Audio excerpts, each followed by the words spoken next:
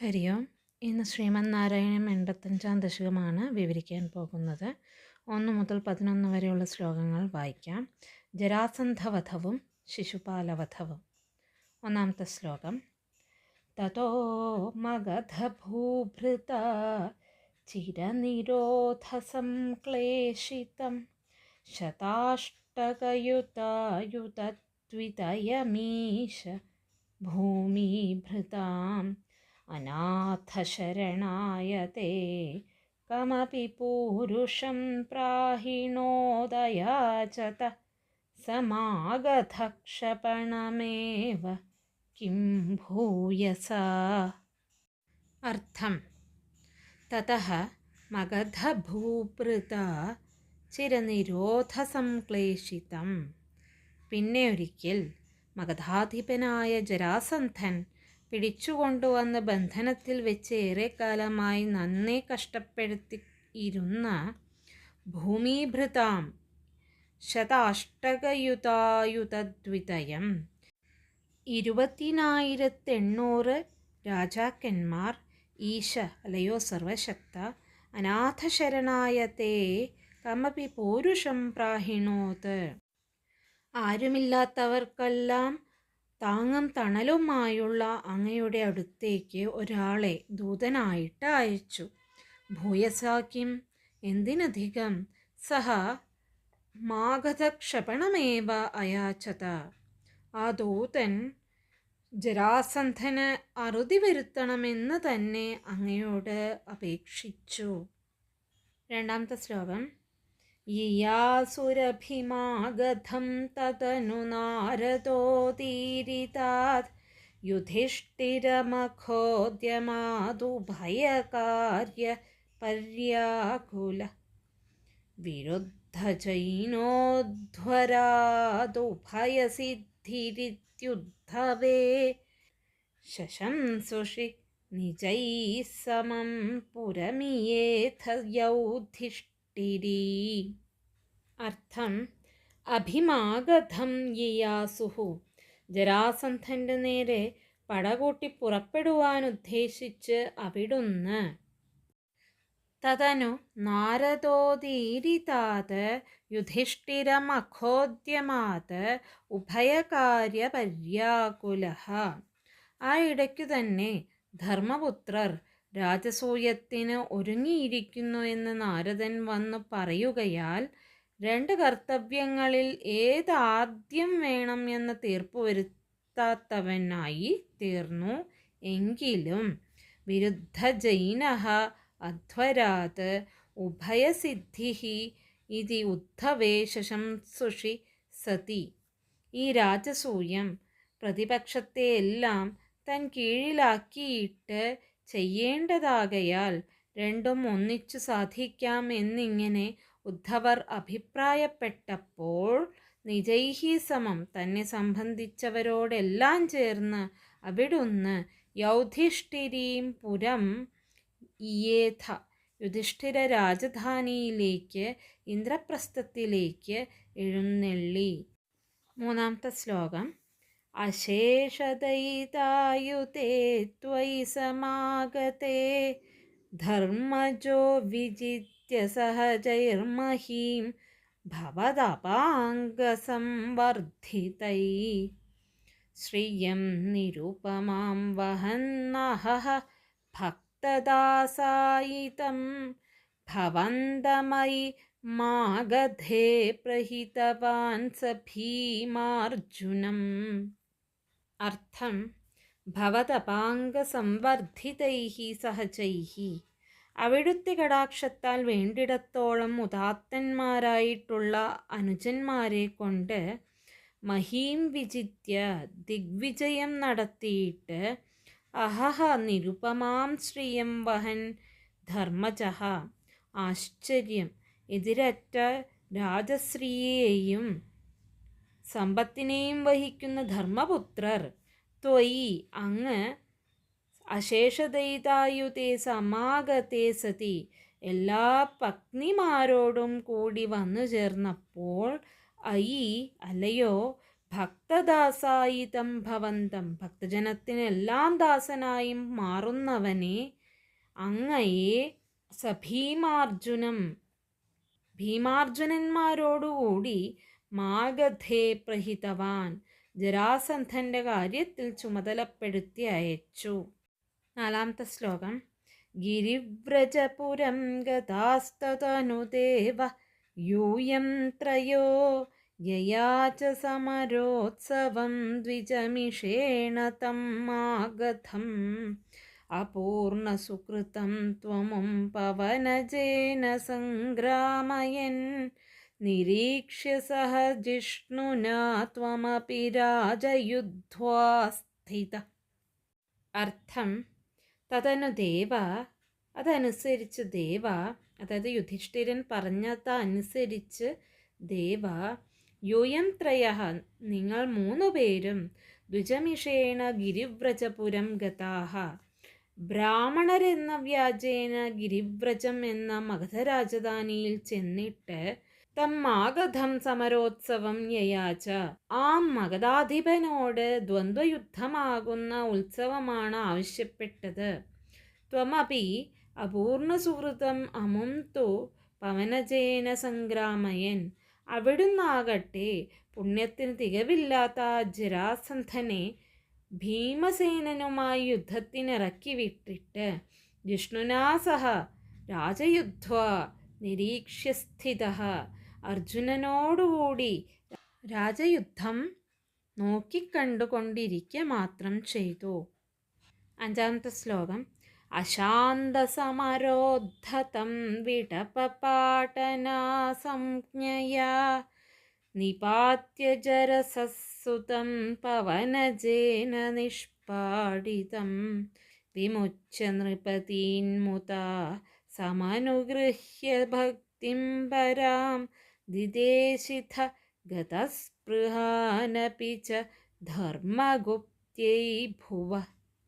അർത്ഥം: അശാന്തസമരോദ്ധതം ജരസസുതം, അടങ്ങാത്ത യുദ്ധത്തിങ്കൽ ഔദ്ധത്യം പൂണ്ട ജരാപുത്രനെ, ജരാസന്ധനെ, വിടപപാടനാസംജ്ഞയാ പവനജേന നിഷ്പാടിതം നിപാത്യ, ഒരു മരച്ചില്ല പിളർന്ന് കാട്ടിക്കൊടുത്തിട്ട് ഭീമസേനനെ കൊണ്ട് 2 പിളർത്തിക്കൊന്ന് വീഴ്ത്തി.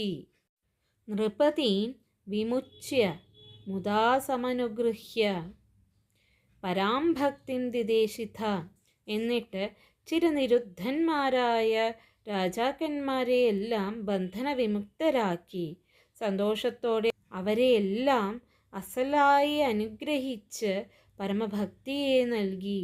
ഗതസ്പൃഹാനപി ഭുവഃ ധർമ്മഗുപ്ത്യൈ ദിദേശിഥ ച, നിസ്പൃഹരാണെങ്കിലും അവരെ സ്വധർമ്മമായ ഭൂപരിപാലനത്തിന് നിയോഗിക്കുകയും ചെയ്തു. 6-ാമത്തെ ശ്ലോകം. പ്രജകൃഷി യുധിഷ്ഠിരേ തദനുരാജസൂയാധ്വരം പ്രസന്നഭൃതകീഭവത്സകലരാജകവ്യാകുലം ത്വമപ്യൈ ജഗത്പതേ ദ്വിജപദാവനേജാദികം ചകർത്ഥ കിമു കഥ്യത്തെ നൃപവരസ്യ ഭാഗ്യോന്നതി. അർത്ഥം: തതനു യുധിഷ്ഠിരേ പ്രസന്നഭൃതകീഭവത് സകല രാജകവ്യാകുലം, അതിനുശേഷം ധർമ്മപുത്രർ മനഃപ്രസാദമിയെന്നവരും ഭൃത്യത്വം കൈക്കൊണ്ടവരുമായ രാജാക്കന്മാരുടെ എല്ലാം തിരക്കോടുകൂടി രാജസൂയാധ്വരം പ്രജകൃഷി സതി, രാജസൂയയാഗം കേമമായി കഴിക്കാൻ ആരംഭിച്ചപ്പോൾ, ഐ ജഗത്പതി, അലയോ ലോകാധിനാഥ, ത്വം അപി ദ്വിജപദാവനേജാദികം ചകർത്ത, അവിടുന്നും കൂടി ബ്രാഹ്മണരുടെ കാൽ കഴുകിക്കുകയും മറ്റും ചെയ്തു. നൃപവരസ്യ ഭാഗ്യോന്നതി കിമു കഥ്യത്തെ, രാജശ്രേഷ്ഠനായ ധർമ്മപുത്രരുടെ ഭാഗ്യത്തിൻ്റെ മേന്മ എന്തു പറയേണ്ടു. 7-ാമത്തെ ശ്ലോകം. തതസ്സവനകർമ്മണി പ്രവരമഗ്രപൂജാവിധിം വിചാര്യ സഹ ദേവവാഗനുഗതഃ സധർമാത്മജ വ്യഥത്ത ഭവതേ മുതാ സതസി വിശ്വഭൂതാത്മനേ തഥാ സസുരമാനുഷം ഭുവനമേവ തൃപ്തിം ദധൗ. അർത്ഥം: തതഃ പിന്നീട് സവനകർമ്മണി പ്രവരം അഗ്രപൂജാവിധിം സഹ ധർമാത്മജഃ വിചാര്യ, അപ്പോൾ യാഗകർമ്മത്തിൽ ചെയ്യേണ്ടുന്ന ശ്രേഷ്ഠമായ പൂജയെ ആ ധർമ്മപുത്രർ യോഗ്യരുമായി ആലോചിച്ചതിൽ സഹദേവവാഗനുഗതഃ സഹദേവന്റെ വാക്കിനെ അനുസരിച്ച് സദസി വിശ്വഭൂതാത്മനെ ഭവതേ മുതാ വ്യഥത്ത സദസ്സിങ്കൽ സകല ജീവികളുടെയും ആത്മാവായിട്ടുള്ള അങ്ങയ്ക്ക് പ്രീതിയോടെ ചെയ്തു. തഥാ അപ്പോൾ ഭുവനം സസുരമാനുഷം ഏവ തൃപ്തിം ദധൗ, ജഗത്ത് ആകെ ദേവന്മാരും മനുഷ്യരുമെല്ലാം ഉൾപ്പെടെ തന്നെ സംതൃപ്തമാവുകയും ചെയ്തു. 8ാമത്തെ ശ്ലോകം. തതഃ സപതി ചേതിപോ മുനിനൃപേഷു തിഷ്ടത്സ്വഹോ സഭാജയതി കോ ജഡ പശുപതുർദുരൂഢം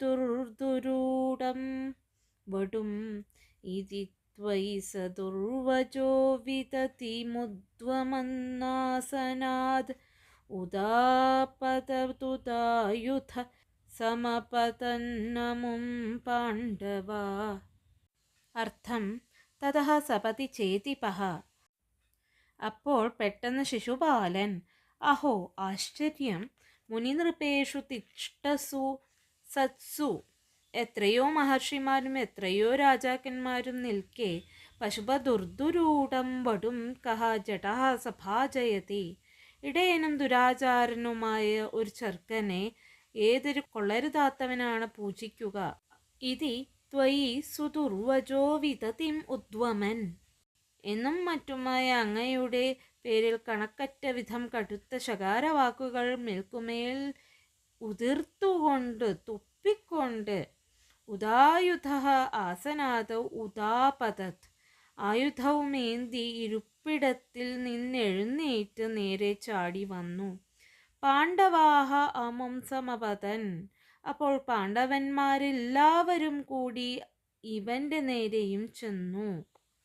9ാമത്തെ ശ്ലോകം. നിവാര്യ നിജപക്ഷഗാനഭിമുഖസ്യ വിദ്വേഷിണ ത്വമേവ ജഹൃഷേ ശിരോധനുജധാരിണാ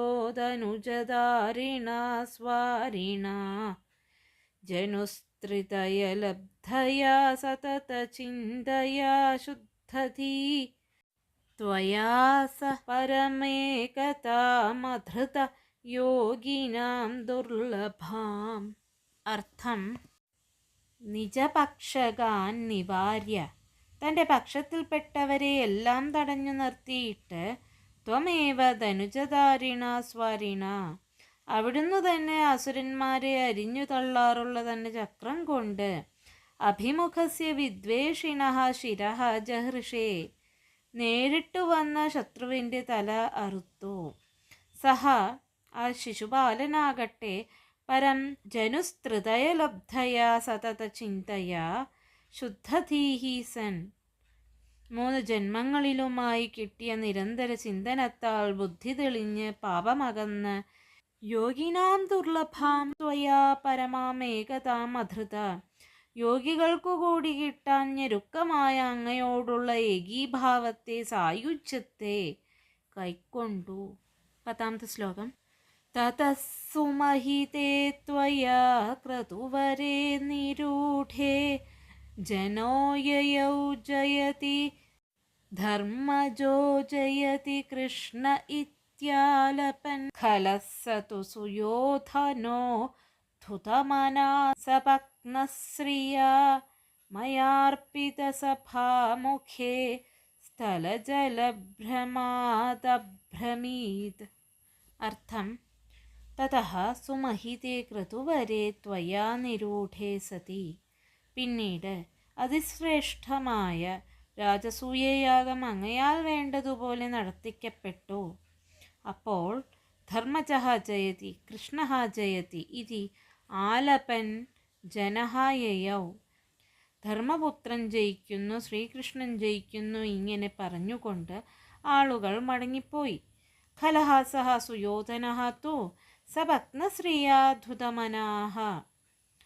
ദുഷ്ടനായ ദുര്യോധനനാകട്ടെ ശത്രുവിൻ്റെ ഐശ്വര്യം കണ്ട് അസ്വസ്ഥമാനസനായി തീർന്നിട്ട് മയാർപ്പിത സഭാമുഖേ സ്ഥലജലഭ്രമാത് അഭ്രമീത്. മയൻ നിർമ്മിച്ചു കൊടുത്ത സഭയുടെ ഉമ്മറത്ത് സ്ഥലത്ത് ജലമായും ജലത്തെ സ്ഥലമായും ധരിച്ച് പരുങ്ങിക്കുഴങ്ങുകയും ചെയ്തു. 11-ാമത്തെ ശ്ലോകം. തഥാ ഹസിതമുത്ഥിതം ദ്രുപദനന്ദനാഭീമയോരപാംഗകലയാ വിഭോ കിമപി താവതുജൃംഭയൻ ധരാഭരനിരാകൃതൗ സപതി നാമ ബീജം വപൻ ജനാർദ്ദന മരുത്പുരീനിലയ പാഹി മാമയാത്. അർത്ഥം: തഥാ അപ്പോൾ ദ്രുപദനന്ദനാഭീമയോഹോ ഉത്ഥിതം ഹസിതം. ദുര്യോധനന് സ്ഥലജലഭ്രാന്തി ഭ്രമമുണ്ടായപ്പോൾ പാഞ്ചാലിയും ഭീമനും പരിഹസിച്ചു ചിരിച്ചതിനെ വിഭോ അല്ലയോ സർവശക്ത അപാംഗകലയ കിമപി താവത് അവിടുന്ന് സാകൂതമായ കടാക്ഷലേശം കൊണ്ട് ഉജൃംഭയൻ കണക്കിനൊന്ന് പ്രോത്സാഹിപ്പിച്ചു. സപതി പെട്ടെന്ന് നാമധരാഭര നിരാകൃത ബീജം വപൻ അത് ഭൂഭാരനാശത്തിനുള്ള ഒരു വിത്ത് വിതയ്ക്കലായി തീർന്നു. മരുത്പുരി നിലയ അപ്രകാരമുള്ള ഗുരുവായൂരപ്പ ജനാർദ്ദന മാം ആമയാത് പാഹി എന്നെ രോഗബാധയിൽ നിന്ന് കാത്തരുളുമാറാകണമേ.